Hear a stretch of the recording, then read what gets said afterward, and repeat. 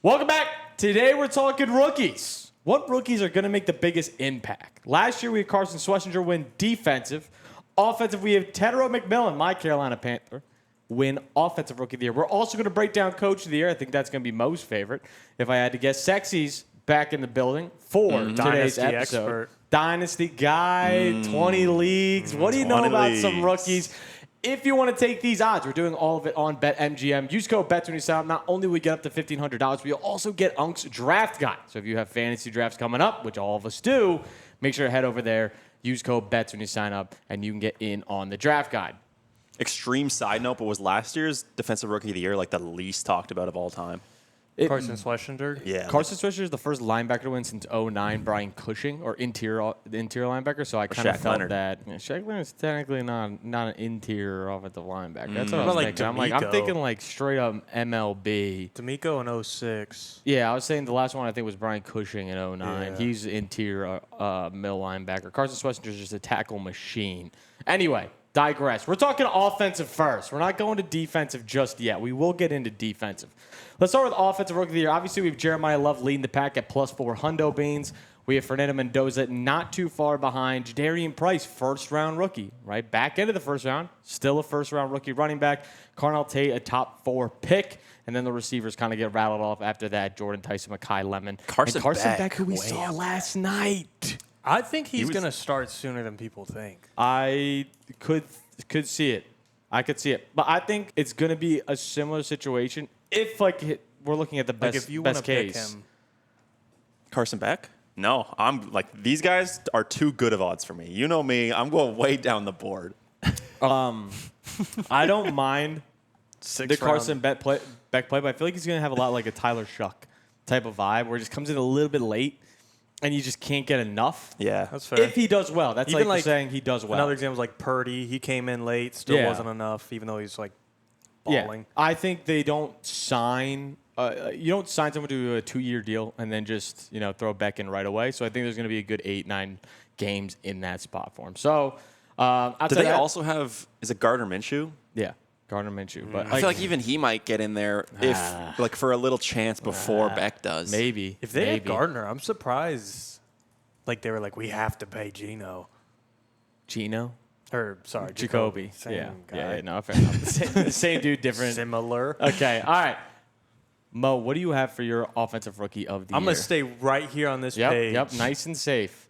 I'm starting to like a lot more in fantasy as well, Jadarian Price. Really? Looking Okay. at this group of guys, he is in the best situation. Jeremiah Love, higher pick, better prospect, on a much worse team. Fernando Mendoza might not get to start. Carnell Tate, supposed to be a dog, but like he's still got to rely on Cam Ward being good, the Titans being good. Jordan Tyson, I think he's in the best spot amongst like the top receivers, but he's competing with Olave, Mekhi Lemon already dealing with injuries, Carson Beck we just talked about.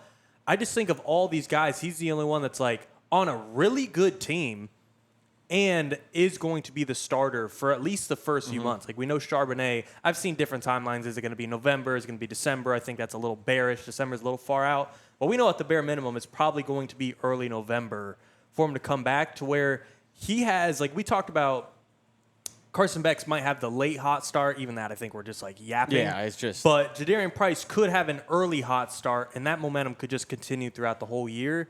He's just in the best spot out of all these guys to where he kind of controls his own outcome versus everyone else needs to rely on this other variable. He's got to compete with this other guy. He's got the best path. Yeah, you also have to remember he's a new OC. So like, Yeah. we don't know if they want to go workhorse back. We don't know if they want to go split backfield. We know Kubiak was a big split backfield guy. So we don't know. Like, Jadarian could just come in, stay hot, and they just keep it riding the hot hand, even with Sharp coming back. Maybe Sharp will dig in a little bit, but I could definitely see that being a picture of where you just kind of ride that. Because, again, it's going to be about 10 weeks. That's kind of the time frame we're looking at for Zach Charbonnet. Again, it could be a little bit earlier. I don't think it'll be too much further out unless there's some sort of setback. But if you have 10 weeks and you play really well within those 10 weeks, I really don't hate this play. Yeah, you're not losing that job. No. Obviously, this like boils down to him actually being a good player, but Yeah. And he was a backup at Notre Dame. Yeah. Got drafted first round still. I still think I really did says like he his. could catch balls now. Yeah, even getting a lot of praise for his receiving game. Yeah. No, I mean, he was really good and also a phenomenal kick returner, by the way. At Notre Dame, that's why he's a first-round pick, man. His film was great. He just was behind a talent like Jeremiah Love, which is just like when you're in that situation, there's not much you can do.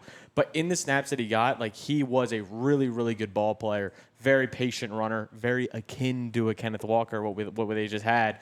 So I'm very excited for him as well. How many first round picks go to a great team and there's no competition, at least in the short term, at all? Like George Holani, Emmanuel Wilson, that's all there is to compete with him for touches. Like I think he should be over Mendoza probably, as far as odds go. Yeah, I mean Mendoza's probably not even going to start the season, so who knows how long it'll take for him to get in. Mendoza's just the first. Like they just do it for name for cachet. sure. There's a lot of bots that will just be like, first overall pick. All right, Sax, what are you thinking?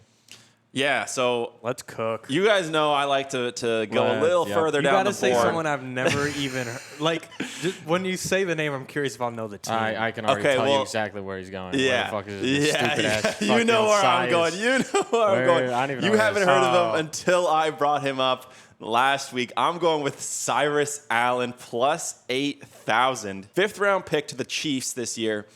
The hype around Cyrus Allen so far through training camp might be more than like any other player in the league. Or maybe it's just because my Twitter feed, because it's just catered entirely This is like to Cyrus Brian Allen. Edwards on the Raiders. No, 6 this years is not ago. a Justin This is Ross Justin situation. Ross. No, This is Justin Ross. like This is this man in the preseason catching that ball, and everyone flips out and is like, he's the next Megatron.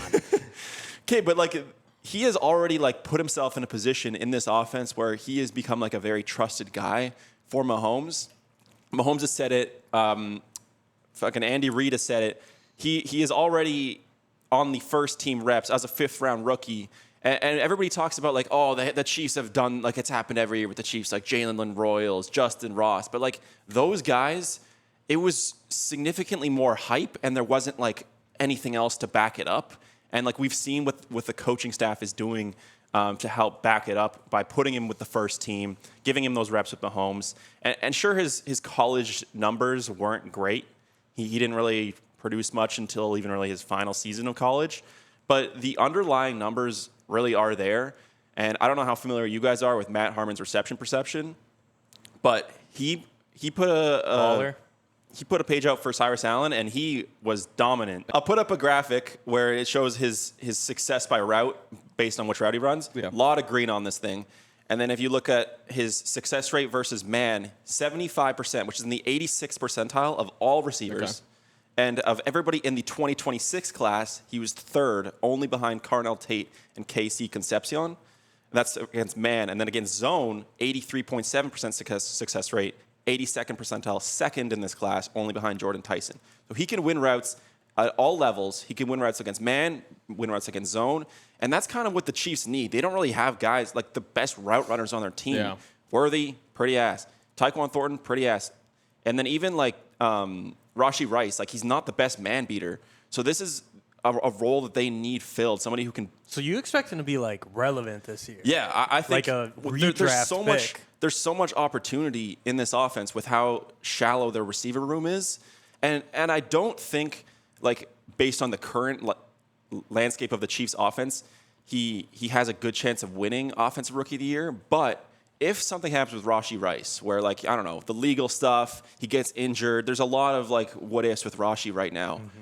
And he gets put into that Rashee role because Worthy can't handle that Rashee role. Tyquan Thornton obviously can't handle it. They have nobody else who can handle it. He would get put into that Rashee role, and that is where the upside of plus 8,000 for Cyrus Allen can really come to fruition.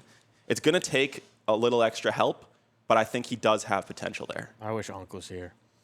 I don't know enough to hate it, so like you're kind of convincing me. No, yeah, I don't hate it for the value. I mean, plus 8,000, you're obviously going to get some really good salts there. It's a sprinkle. Yeah, it's just a little nibble. Yeah. Just like a full taste. 2 units. Yeah, that's fine. That's fine. I don't hate it. He was a traveler in college, obviously hot from college to college, and at the end when he landed in Cincy, he was pretty good. Yeah.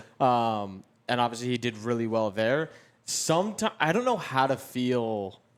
Again, just talking about rookies in general, I don't know how to feel about that in this current day of like, we have guys go from team to team to team. They have success with one of those teams. Like, am I going to be fully convinced by that 1 year? Mm-hmm. Like, that's sometimes hard for me when I'm even breaking down film, when I'm just talking about guys. It's like, I'll look at 2024 and I'm like, the pieces aren't totally there. They put it together in 2025, and I'm like, is that enough for me to really like bite off and feel really good about it? But for plus 8,000, I do not mind that play. Let's go into Gutta's play. I'm kind of going with the chalk answer here, and I'm going Carnell Tate. I know it's not like, too flashy, too fancy, not plus 8,000, no nothing. It is plus 650. But if we're going to talk about a guy that can be an alpha in his room, I think it's just going to be Carnell Tate. I am not super duper high on Carnell Tate, like as a player in general. But I think in this offense, he can really flourish. And I think getting in a Dable scheme will really help him. Dable's kind of been known to emphasize the X receiver a lot. I think that's exactly where Carnell's going to play on that outside, very much similar to how he did at Ohio State. And he's a very good in-breaking route runner. His success rate on in-breaking routes at Ohio State was absolutely through the roof. Now, again, that's at a powerhouse college, so we got to take everything with a grain of salt. But even so far in camp, that's what they're saying. Like, he's playing really, really well against all the ones and everything, that I feel like with a gunslinger quarterback in a Cam Ward, I think this team's going to throw the ball a lot, and I think Carnell Tate could be a guy that we could see have a similar season to Tet last year, where it's not going to be a blow it out of the water rookie class, in my opinion, that if he gets, 1,006 touchdowns or 7 touchdowns, like that's what you got to do. That's what can get it done. And I feel like he can really float into that spot in this Tennessee offense that I don't think is going to be elite. I don't think this team's going to be elite like you said, Mo, but I think it's going to be enough. It does also lean wide receiver. I feel like the award leans wide receiver. Yeah, I mean, we haven't seen a running back win since 2018 in Saquon Barkley. Now, again, a lot of quarterbacks. And I was thinking about going quarterback. I was like, maybe Carson could win it. But it's just not a really good quarterback class. The one sprinkle I wanted to have that I did dabble with was I kind of like Kenyon Sadiq. I know he's a tight end. He did have a little bit of injury scare right now, though. He's dealing with a little bit of a setback. Shout out hernias. I've been through one. I know it myself. But what I also know about hernias is it's not big enough to really set you back that far. A setback for a hernia is like maybe an extra week and a half, and then he'll be back and rolling. So I'm very excited for him to touch the field and really get moving. He's a huge, like, if you guys seen the clips, I know it's just camp. I know we're just obviously hypothesizing. He runs like a wide receiver. Like, it's insane for someone his size, his speed to be doing what he's doing. And he's such a Next good Kyle Pitts type shit. And he's such a good receiver that I think he can really be emphasized in a Frank Reich offense that does love a big slot receiver. I know we've talked about that many times on here already, but I think we can really see a lot of Kenyon. So a little sprinkle at plus 30 at 35 Has the tight to 1. end ever won it? That's what I was can just look. thinking. Like, Brock Bowers had the greatest tight end season. But he Jaden did have Jaden to Jaden compete But Daniels. the with. thing is, That was such a good Jaden one. had a good rookie year, but like everyone glazes him because of what he did in the postseason. And not to say he didn't have a good regular season, but Yeah, no, I'm not seeing no tight ends on here. Maybe don't. What about sprinkle. Mike Ditka down in the 60s? Wasn't around. Wasn't around. Yeah, that's kind of crazy. All right, maybe Could be the don't. first. Could be setting trends. We could be setting trends here. Looks back at some of these names, man. Shout out RG3. Shout out Eddie Lacy. All right. gross. Yeah, like I guess if Brock Bowers was in the 2025 class and like did what he did in 25, he wins that by a landslide. Would have won that over Tet and Ibuka easily. All right, let's head to defensive rookie of the year. We started this off with defensive rookies. Mo, without looking at the list, how many can you name? Do you think off the top of your head? Maybe 6. All right. Hey, that's more than I thought you were going to say. So we could roll with this. I'll start with mine, and kind of we can gauge there. But I'm going Sony Styles. I've been a huge advocate for him. They want him to be good. Like, they want him to be rookie of the year. He is so fucking good, man. Even when you look back at last year, year before that at Ohio State, like, he is different at the linebacker position. Like, we just saw Carson Schwarzenegger win, and I get interior linebackers don't win this award very often. It's mostly edge rushers, which is why David Bailey, Ruben Bain, and all that are at the top. But this cat is not only going to get you interceptions because he's good in pass coverage. Like, he's a good pass coverage linebacker. He flies around. He's going to do the flashy plays. We always talk about for defensive awards. Flashiness does matter. Like, how you play on the field and how you look on the field does matter unless you're dominating at an ungodly level. And for Rookie of the Year, if you can make those big highlight plays, that is what is going to catch eyeballs. That is what voters are going to vote for. And if he can turn this defense that's supposed to be very lackluster into a defense that's even even a little bit competent, we can see, I think, him win this award. And getting 8.5 to 1, I feel pretty good for Sony Styles there. And again, he's just a freak of nature, man. I just want to take him there, and I think he can do a lot of damage in this Commanders defense. You've been big on him for a while. I don't break down defensive tape because I just don't think it does well normally. But his tape is like actually awesome. It's so fun to watch how he flies around the football field. Like, it's just like he's zero fear of his life at all, and he'll just put his head into anything and go 100 miles an hour, and he runs like a 4.4. So for him, it's fun to watch, man. He's a big cat too. He's not small at all. He's 6'5". He's a huge linebacker. I mean, his just combine dude, stats of his physique is. I know he didn't pan out at Danielle all. Hunter type beat. But would you say he's kind of like Isaiah Simmons? I think he's way more polished than Isaiah Simmons was. Isaiah Simmons came in and was like, this guy's probably a safety. He just doesn't have a true position. Him going to Arizona, I think, also hurt him a lot. Yeah. 238, 6'3". Sony's 6'5", an extra 10 pounds on him. It's just, he's insane, man. And running a 4.46, Isaiah Simmons running a 4.39. Yeah, that's pretty gross. They're just athletic freaks, and I want to take my shot on them, and I think he's in. Again, a defensive-minded scheme as well, which I think could definitely help him. And, dude, he's a freak. Look, I mean, if Bobby Wagner could get all-pro on that Commanders team, Sonny Styles getting easy Rookie of the Year. I mean, you'd think. Yeah. All right, we can stop glazing. Head to the next name. Mo. I got chalk. Yep. Ruben Bain. Yep. Love him. It was just when he was drafted, it's like, this is a slip of the draft. Who cares about his arms? We just saw, the aura farming of him walking out, not even reacting, putting on his hat. He just looked awesome. And I don't think this defense is that great, but I don't think Vita Vea is going to go anywhere. I feel like he could rack up a couple sacks, and as we know, it's that's just the easiest, lowest hanging fruit for having a pretty box score if you're a DN. If he could hit the 8-10 mark, I know guys on the Falcons last year were putting up sack numbers. They didn't quite win it, but it's not very often. If a rookie could put up 10 sacks, they usually get it done. Jared Verse had, I think it was only a few his rookie year. It was 4.5. Yeah, if you're just super low, somewhat sexy of a pass rusher, again, it's the big plays. You usually win it. Yeah, it's I'd say 70% of the time. Here's another name we haven't talked about. I've seen him a lot in training camp. David Bailey might have the lowest drip level of any camp dude. Most of them, who's that guy that? I don't know. I don't know who this old ass David Bailey is, but someone's gonna roast us for not knowing David Bailey. Where is he in camp, dude? He's no drip whatsoever. It's just, this is his aura. There's just nothing, no sauce. And he's 31. That is a random number just for a 31 for an edge rusher feels insane. Now we say this, he's going to be generational, all-pro, one of the best players of all time. Just looking off aura, though. Anyway, let's move to the next one. Sexual. Yeah, so I'm not gonna sit here and pretend I know a lot of defensive rookies in terms of how good they are of watching the tape or anything like that, but I do know the numbers. And JMO mentioned it's about 70% of the time we got these pass rushers. I broke it down. Since 2010, 14 of the 16 Defensive Rookie of the Year winners have come in the first 20 picks of the draft, and 10 of the 16 guys were primarily used to rush the passer. Guys who they get there through sacks. Edges, yeah.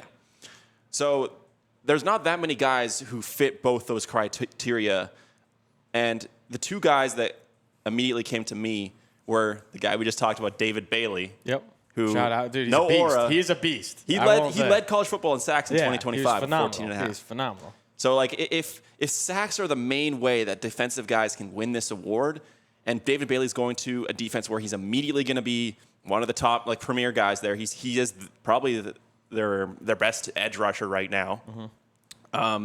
He's not going to need that much to potentially win this award. And then my sneaky pick, plus 6,600. Holy fuck. Caleb Fitz. Go ahead. Caleb Banks went to the Vikings at pick 18. He's a risk and a half, but I'm in. Yeah? Yeah.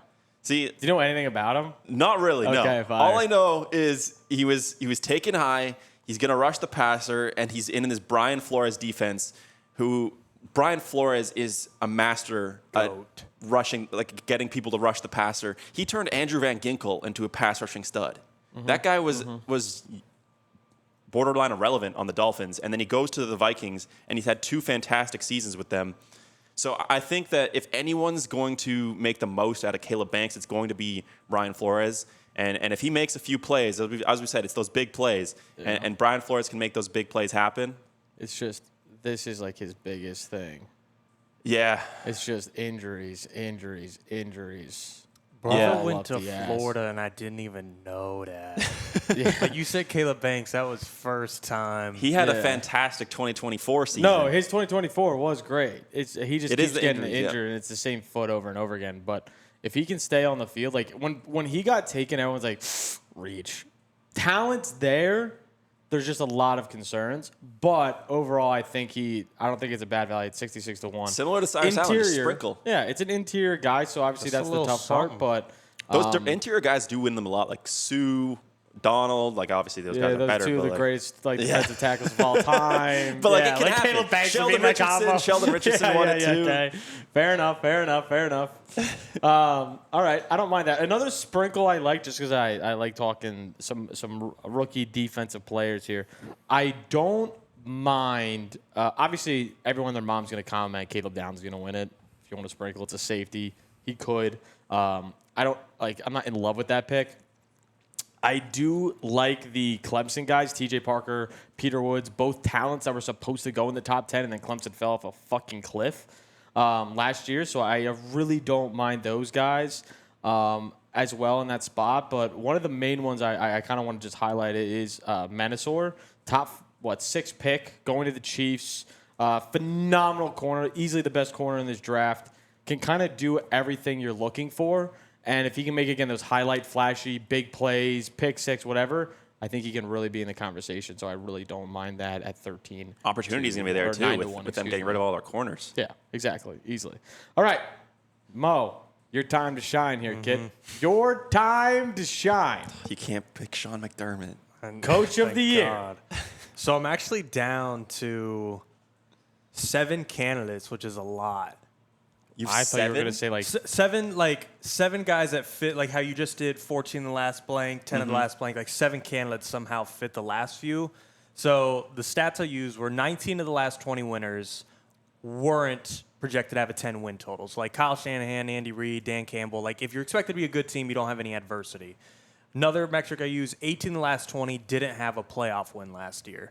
Little bit of a similar boat as being, a good projected team, but still 16 of the last 20, this one's interesting, was projected at least 6.5 wins. So guys that were like a 4.5 or 5.5 team, like the Jets, Dolphins, Cardinals, even though they might have new coaches, if you're expected to be dog shit, most of the time, Vegas has that correct.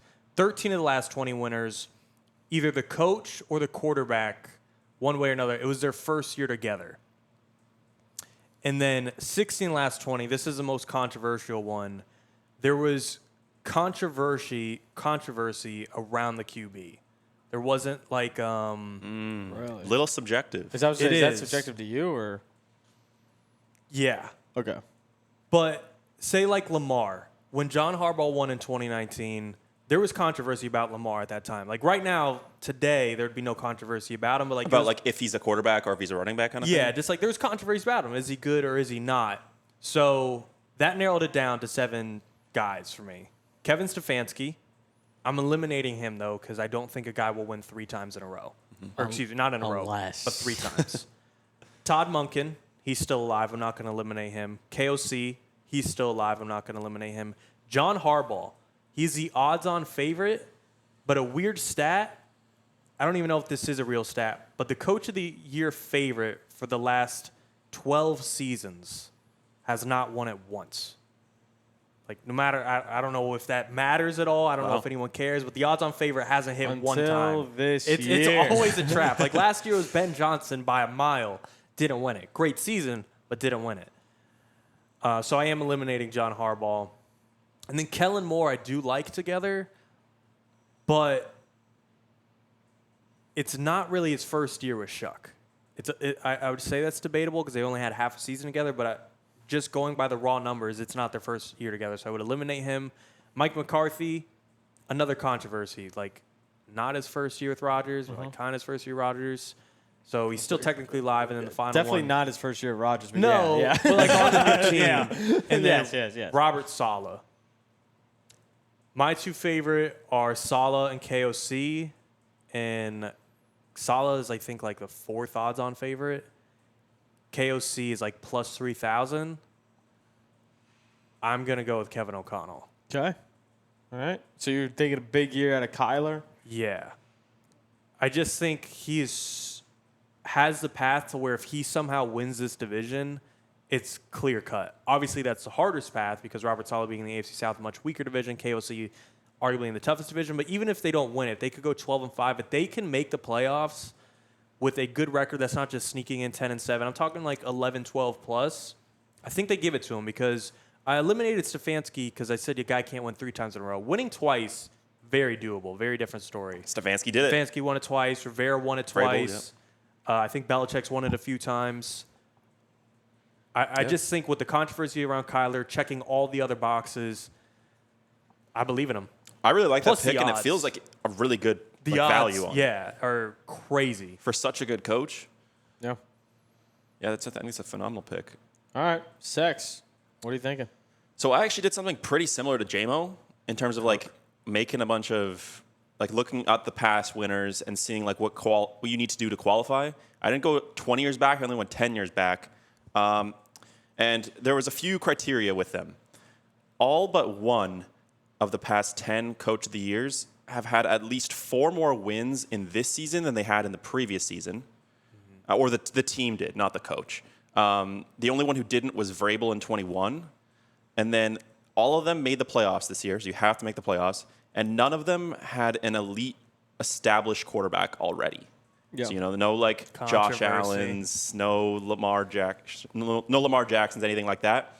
So I looked at the top 10 guys, top 10 coaches based on odds. Harbaugh, I think the Giants aren't a good enough team to make the playoffs. That was my reason for ruling them out. I don't think they can beat the Cowboys and the Eagles there. Minter has Lamar. Joe Brady has Josh Allen, and they won too many games the previous year. It's going to be hard to win more. Robert Saleh, I think there was potential, but I also think making the playoffs is pretty far-fetched for the Titans considering the division. Mike McCarthy, the Steelers would have to win 13 or more games for them to hit 4 wins or more. I don't think there's a chance that happens. Also very tough division. Ben Johnson, the Bears were too good the year before. Schottenheimer has Dak. Clint Kubiak, near impossible for him to make the playoffs in that division with the Chiefs, Broncos, and Chargers. So the 2 names in the top 10 who stuck out to me were Kevin Stefanski and Kellen Moore. And as you said with Stefanski, I agree with like winning 3 times. I don't really trust it, and I think the Saints are a much better team than the Falcons. So I went with Kellen Moore as my pick. I think this offense really got going down the stretch last year. And we really saw what Kellen Moore can do once he gets his quarterback and Shuck. They've added more weapons. I would be, and this division too is so easy. Like the opportunity to make the playoffs is absolutely there. And with only 6 wins last year, to go up to 10 wins, 10 or 11 wins, win the division, and like look somewhat good doing it. I don't think it's too far-fetched to see Kellen Moore win Coach of the Year with that. Mm-hmm. No, I like Kellen Moore. They also have the 3rd easiest schedule. Yeah. And based off Vegas win totals, they have the 3rd easiest schedule. So I really do like the Kellen Moore pick there at 12-1. And you guys have all done the numbers. Mine's more let's take good odds and let's take good vibes. Shane Steichen for me, 22-1. I mean, if they make the playoffs, for sure. If they have a season where, let's say they win 10 games, 11 games, I could think say he would have won last year. I think he would have won last year. I think if you come in with the narrative, right? Obviously, we can talk quarterbacks, we can talk all this. For me, it's the narrative. The narrative for me takes Coach of the Year most of the time. But the Browns is like, holy fuck, the Browns won 13 games in 2024, whatever it was. He has to win it. I think here, if Shane Steichen can take a post-Achilles Daniel Jones and a team that just lost their number 1 receiver, Michael Pittman, all this sort of stuff, like they trade for Sauce. He didn't do good. Now he's doing great. I think he can be a clear favorite, and you're getting phenomenal odds on them as well. To where I truly just think the Colts are in also a division where it's not as locked down as we might think. Like, I think it is a relatively open. A lot of shit can happen, and I think he's such a good coach in my opinion, to where he makes something out of nothing every single year. And for me, it's just mainly the odds, man. Again, the Colts are in a spot now where it's if they can turn around with DJ, you still have Jonathan Taylor in your backfield. Josh Downs can take a little surge this year. And the defense, I mean, I feel like we can have a bounce back here from Sauce as well. He's been banged up a lot, so I really don't mind this team winning a lot of games. For me, it's more so the narrative that's going to drive this and be some good value there. After the Colts were so good for the first 75% of last year, he was 9-1. Yeah, he was up there for winning Coach of the Year, and then just Daniel Jones died, and the whole everything team fell apart. Yeah, they traded for Sauce. He got hurt right away. It was bad. The whole team fell apart. Half their defense fucking got injured. It was bad. Yeah. I don't think this team's going to be number one team in the AFC or whatever, but I think this team can be a hard knock-in, win the division still. And if they win the division, I think he can win it. So for sure, I like the pick. I like all our picks. So that's one what we of got. them's hitting. Right. Something's got to hit today out of the rookies, out of the coaches. Let us know in the comments down below what you guys are taking. Let us know what you guys are fading, and we'll catch you guys next time. Peace out.